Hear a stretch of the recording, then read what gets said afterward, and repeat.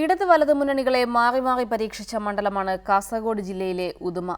ലോക്സഭാ തദ്ദേശ തെരഞ്ഞെടുപ്പിലുണ്ടായ മുന്നേറ്റം ആവർത്തിക്കുന്നതിനൊപ്പം ഇരു മുന്നണികൾക്കും മണ്ഡലത്തിൽ കനത്ത ഭീഷണി സൃഷ്ടിക്കാനാണ് ബിജെപിയുടെ പടയൊരുക്കം.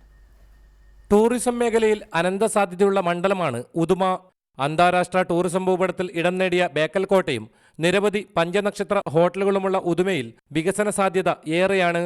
1987 സംസ്ഥാനമാകെ വീശിയടിച്ച ഇടതുതരംഗത്തിൽ ഉദുമയിൽ വിജയം UDF-നായിരുന്നു. 1991 96 പി രാഘവനും 2001 2016 KV കുഞ്ഞിരാമനും കഴിഞ്ഞ തവണ K കുഞ്ഞിരാമനും ഇടതു സ്ഥാനാർത്ഥികളായി മണ്ഡലത്തിൽ നിന്നും വിജയിച്ചു.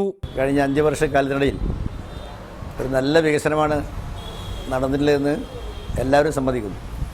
എല്ലാ സ്കൂളുകൾക്കും MLA ഫണ്ട് വെച്ച് ബിൽഡിംഗ് നിർമ്മിച്ചു, കമ്പ്യൂട്ടർ കൊടുത്തു.